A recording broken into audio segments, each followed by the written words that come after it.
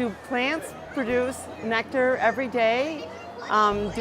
When they are visited frequently by pollinators, do they produce more nectar? Thank you. My name is Joanne Brunet. I am a scientist with USDA ARS and a professor in entomology at the University of Wisconsin in Madison.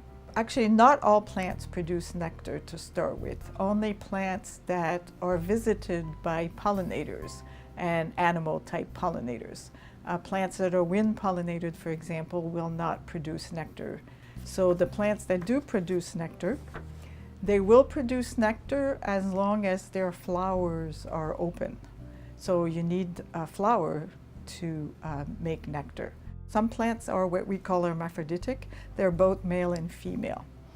And when they do that, they will tend to produce their nectar every day.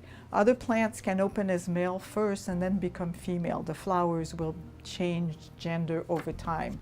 And then the amount of nectar produced every day could change because of that.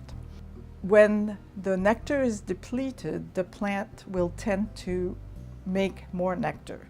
But they only do that not automatically. It takes some time.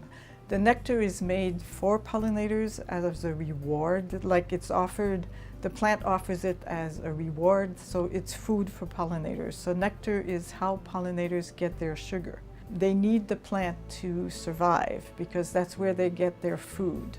The only food they eat is the nectar and the sugar, pretty much, that is provided by the plants. So we need to maintain these plants so we can maintain the pollinators. Pollination is super important. I mean, I think 80% of flowering plant requires some form of pollination, insects for pollination or animal for pollination. So the biggest pollinators probably, especially in the temperate regions, are bees. In agriculture, bees play a very big role for seed set. Most of the vegetables and most of the fruits and canola and alfalfa, some of the oil-producing and hay-producing crops, requires insect for seed production.